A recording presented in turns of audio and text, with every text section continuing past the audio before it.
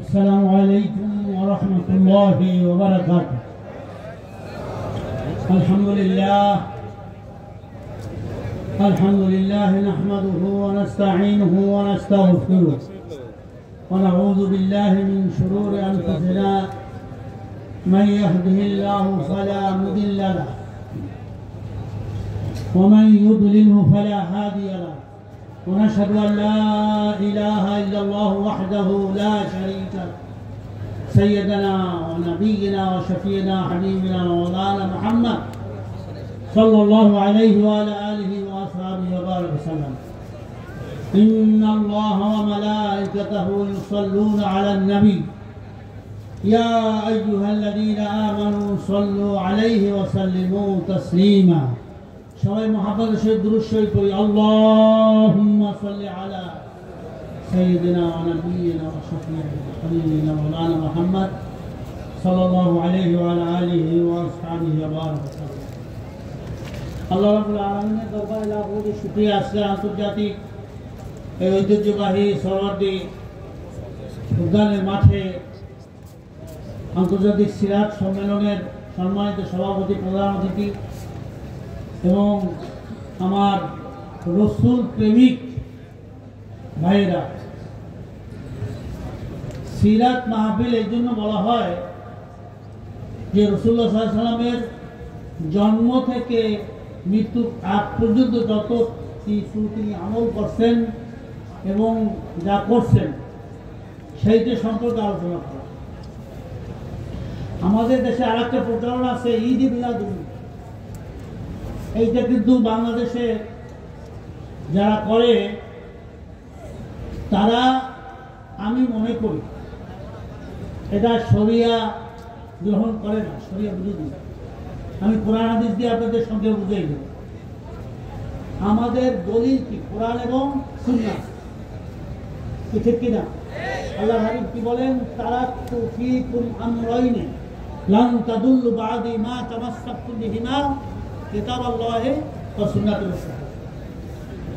আমার উম্মতের জন্য আমি দুইটা জিনিস রেখে গেলাম, একটা আল্লাহ পাকের কোরআনুল কারীম আর একটা কি রাসূলুল্লাহ সাল্লাল্লাহু আলাইহি ওয়াসাল্লামের হাদিস শরীফ। এই দুইটা যেই উম্মত আমার আঁকড়াই ধরবে তারা গোমরাহ হবে না, পথভ্রষ্ট হবে না। এখন আমি প্রথম ঈদ-ই মিলাদুন্নবী একটু ব্যাখ্যা দেই। ঈদ আরবি শব্দ, বাংলা অর্থ কি? আনন্দ। মিলাদ মানে জন্ম, আরবি শব্দ। তো জন্মের আনন্দ। রাসূলুল্লাহ সাল্লাল্লাহু আলাইহি ওয়াসাল্লাম 12ই রবিউল আউয়াল সোমবার দিন তিনি জন্মগ্রহণ করছেন। এটা নিয়ে ইখতিলাফ আছে। মুআররিখিন, হিস্টোরিক্যাল যারা ঐতিহাসিক, তারা বলে যে ওই দিনই যে তিনি জন্মগ্রহণ করছেন, ওই সোমবার দিন 12ই রবিউল আউয়াল, এটা নিয়ে কত মতভেদ আছে। 13, 14, 11 বিভিন্ন ধরনের, কিন্তু এস্টাবলিশ হয়ে গেছে 12 তারিখ। কিন্তু তিনি যে 12ই রবিউল আউয়াল সোমবার দিন দুনিয়া থেকে বিদায় নিয়েছেন, অপর গ্রহণ করছেন, ইন্তেকাল করছেন, স্থান পরিবর্তন করছেন, এইটার ভিতরে কিন্তু হিস্টোরিক্যাল ঐতিহাসিক কারকগণ যারা ইতিহাস লাগছে সেখানে কোনো মতভেদ নাই, ইখতিলাফ নাই। কথাটা খুব সূক্ষ্ম কথা। এখন আপনার তার ওয়াফাতের ব্যাপারে একই দিন কোনো মতভেদ নাই, তার জন্মের ব্যাপারে ইখতিলাফ আছে, মতভেদ আছে, তাহলে তার জন্ম হইলেও আমরা আনন্দ করতেছি। কিন্তু ওই দিনই তো তিনি ইন্তেকাল করলেন, ওফাত গ্রহণ করলেন। এই জন্য আপনারা কি কান্না কাঁদি এগুলো কি করেন? তাহলে যারা বলে যে এই ঈদ-ই মিলাদুন্নবী এইটা জন্মের আনন্দ, এই জন্মের নিয়ে ইখতিলাফ আছে, মতভেদ আছে, তারিখ যারা লেখছে ইতিহাসকারদের কাছে, আর মৃত্যু নিয়ে কোনো ইখতিলাফ নেই, সবাই একমত। তাহলে আপনারা ওই দিন আনন্দ করেন, বলেন যে একটা ঈদ বছরে আমাকে ঈদ, ঈদুল ফিতর, ঈদুল আযহা, আর একটা ঈদ হয়েছে রসুলের জন্ম, কিন্তু মৃত্যুর কথা কেউ বলে না। কি কথা বুঝেন না? তাহলে এগুলো হচ্ছে ভণ্ড। এগুলা ওই যেগুলা দেখবেন দশকে জুলুস করে, ওগুলো নামাজও পড়ে না। আমি দেখছি জহুরের সময় করছে, তাই নামাজ টামাজ কিছু নেই, বিড়ি সিগারেট টানতে, রসুলের মোহাব্বত। মুহাব্বতটা রাসূল ওয়া মা আতাকুমুর রাসূল ফাখুযু ওয়া মা নাহাকুম আনহু ফান্তাহু। আল্লাহর হাবিব আল্লাহর পক্ষ থেকে যেটা নিয়ে আসছে ওইটাকে আঁকড়ে ধরা, রাসূল যেটা করছেন করতে বলছেন সেটাকে আমল করা। সেইটা বাদ দিয়া তুমি রাসূলের ঈদ মিলাদুন নবী একটা বিদআত, সেই বিদআত কাজ করো। আমার দলিল যুক্তি বলছেন নাকি ঐতিহাসিক আমি যুক্তি দিয়ে বলবো, কারণ আমি কিন্তু মদিনা ইসলামিক ইউনিভার্সিটি থেকে 7 বছর 82 থেকে 90 পর্যন্ত এইটার উপরে রিসার্চ করছি, গবেষণা করছি, থিসিস লিখছি। আমার থিসিসের নাম আরবিতে হয়েছে আওয়ামিল নশর দাওয়া ফি বাংলাদেশ ও আওয়ায়েকুহা, বাংলাদেশে ইসলাম প্রচার করার মাধ্যম এবং সমস্যাগুলা কি, আওয়ায়েকায়ে মাশাকিল। সেখানে এই যে এইটাও আমরা তুলে ধরছি আমার প্রায় 750 পৃষ্ঠা আরবি। সেখানে যে ঈদে মিলাদুন নবী এটা সম্পূর্ণ শরিয়া বিরোধী, ইসলাম বিরোধী। এই শব্দ বলা যাবে না, বলতে হবে সিরাতুন নবী সাল্লাল্লাহু আলাইহি ওয়াসাল্লাম।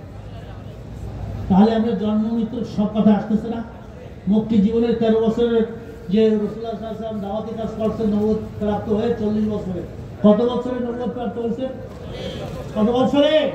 40 সানা عندما محمد بن عبد الله صلى الله عليه وسلم في مكة المكرمة أخذ العنوان يعني ملقب যে লকব তিনি অর্জন করছেন সেটা ছিল আল আমিন। আল আমিন কিন্তু লকব পেয়ে গেছে, সবাই তাকে বিশ্বাস করে। আপনারা জানেন হযরত আসওয়াদের যে ঘটনা, গোত্রে গোত্রে বানাবাড়ি হয়ে গেল, কেউ ওই জায়গায় রাখতে হবে কে বসে, তখন সব তারা এক হয়ে গেল যে আমরা ওই যে মুহাম্মদ বিন আব্দুল্লাহ ছেলে মুহাম্মদ, তা সে যেটা বলবে আমরা সেটাই করব, এক কথা হয়ে যাবে। এখন ওই গোত্রের সবাই চায় ওখানে রাখতে, কত ধরবে হযরত আসওয়াদ। আল্লাহর হাবিব কি করলেন দেখেন, কত জ্ঞানী, কত বুদ্ধি। এই সব দলের সবাই রাখতে চায়, তিনি করলেন কি, ওই পাথরটারে একটা রুমালের মধ্যে বসে রাখলেন। রাখার পর আর সব গোত্রের যারা লিডার আছে তাকে বললো তোমরা সবাই আসো, আইসা এই রুমালটা ধরো। এই রুমাল ধরিয়া তারপর সবাই মিললে ওই পাথর রাখছে। আর কোনো ঝগড়াঝাটি ছিল? এই বুদ্ধি আল্লাহ রাব্বুল আলামিন তাকে দিচ্ছে। তার বুদ্ধি দ্বারা, তার হিকমত দ্বারা, তার কৌশল দ্বারা তিনি দিনকে প্রচার করছেন না। যে সময় জীবন্ত মেয়েদেরকে কবর দেওয়া হতো, কারো ঘরে যদি নারী হইতো, মেয়ে জন্ম হইতো, শিশু মেয়ে, তাকে জীবন্ত কবর দিত, কারণ তারা লজ্জাবোধ করত যে মেয়ে হয়েছে। ওই সময়, সেই সময় যদি পারে আমার আল্লাহর হাবিব, তাকে আল্লাহ কি বলেন, ওয়ামা আরসালনাকা ইল্লা রাহমাতাল লিল আলামিন, যে সারা বিশ্বের মানুষের জন্য আমি রহমত হিসাবে মুহাম্মদ বিন আব্দুল্লাহ সাল্লাল্লাহু আলাইহি ওয়াসাল্লামকে তোমাদের জন্য প্রেরণ করেছি। সবাই বলেন সুবহান। আর কারো ব্যাপারে বলছে আল্লাহ কি বলেন, ওই অন্ধকার জমানায় তিনি সব জাহেলিয়াতকে দূর করে দাফন দিয়ে তিনি ইসলামকে জয়যুক্ত করলেন। হুদায়বিয়ার সন্ধি, সুলহ হুদায়বিয়া বলা হয়, সেটা প্রকাশ্য সব মুসলমানদের বিপক্ষে ছিল, কিন্তু আধ্যাত্মিকভাবে, রুহানিভাবে সেটা মুসলমানদের একটা জয় ছিল। এইটা আল্লাহর হাবিব ছাড়া কেউ জানতো না।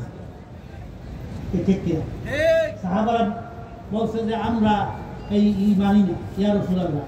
তারপর ওই রাসূলুল্লাহ সাল্লাল্লাহু আলাইহি সাল্লাম সেইটা ওরা কাটতে দিচ্ছে, উঠাই দিচ্ছে।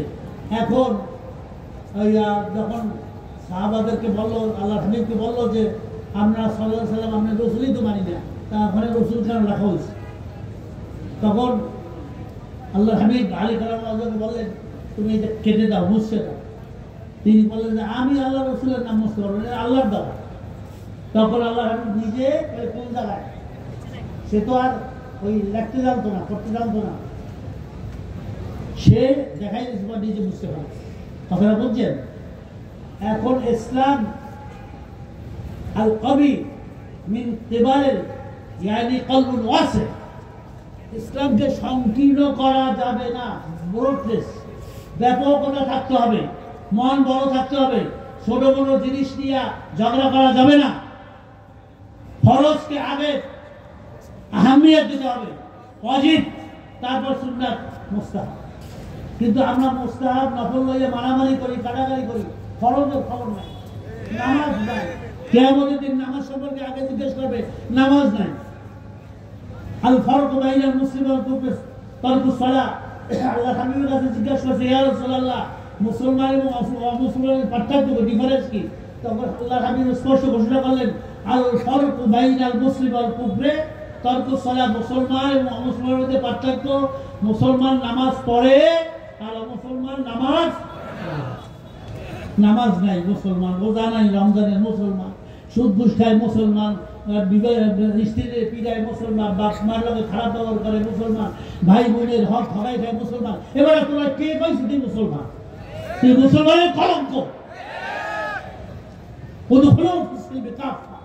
পরিপূর্ণ ইসলামের ভিতরে দাখিল হইতে হবে। কি আমরা পরিপূর্ণ মুসলমান হইয়া কবরে যাইতে চাই কারা কারা? আল্লাহু আকবার।